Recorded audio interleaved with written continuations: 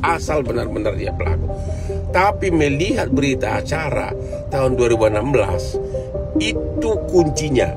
Harus benar-benar diperiksa semua penyidik di 2016 siapa yang membuat BAP itu. Pengacara keluarga Vina, Hotman Paris, melayangkan protes. Dia meminta agar seluruh penyidik kasus tewasnya Vina pada 2016 silam diperiksa, sebab menurutnya kasus Vina saat ini semakin runyam dan tidak terarah. Demikian disampaikan Hotman Paris melalui akun Instagram pribadinya pada Jumat 12 Juli. Hotman mengatakan saat ini fokus utama adalah untuk membebaskan para terpidana kasus Vina.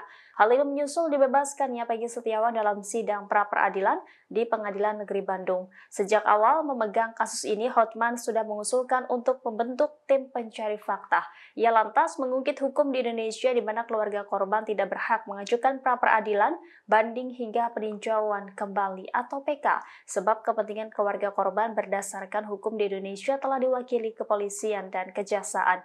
Hotman mengatakan keluarga Vina hanya bisa pasrah saat mendengar Peggy Setiawan bukan pelaku yang sebenarnya. Pihaknya pun berharap agar aparat bisa menangkap pelaku yang sebenarnya. Lebih lanjut, Hotman berbicara berita acara pemeriksaan atau BAP 2016 silam. Ia menilai kunci terbukanya kasus Vina adalah BAP tersebut. Hotman pun meminta aparat yang menyelidiki kasus ini untuk diperiksa terkait bagaimana penanganan kasus Vina saat itu. Halo masyarakat hukum Indonesia, Hotman Paris sebagai tim kuasa hukum keluarga Vina mengajukan protes karena sekarang ini fokus pembahasan adalah untuk membebaskan para terpidana dan para tersangka.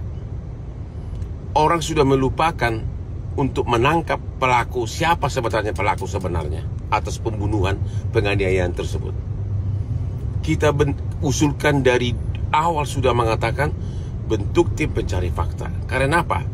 Keluarga korban menurut hukum Indonesia tidak berhak mengajukan pra-peradilan, tidak berhak mengajukan banding, tidak berhak mengajukan kasasi dan PK.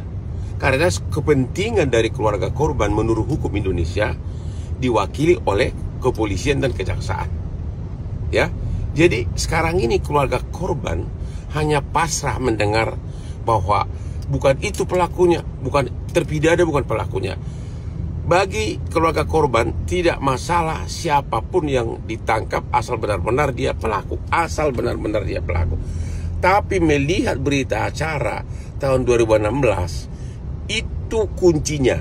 Harus benar-benar diperiksa semua penyidik di 2016 siapa yang membuat BAP itu. Siapa yang membuat BAP itu? Kenapa ada 3 pelaku DPO? Apakah pernah 3 pelaku DPO tersebut pernah dipanggil?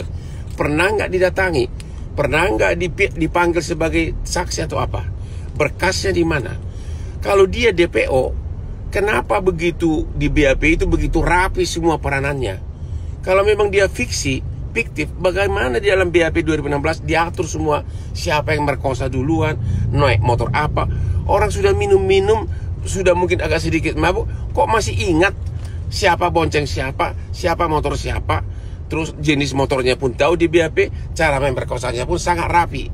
Ya, kok tiba-tiba pelaku tersebut dibilang fiktif padahal dalam BAP 2016 sangat rapi semua secara terdetail.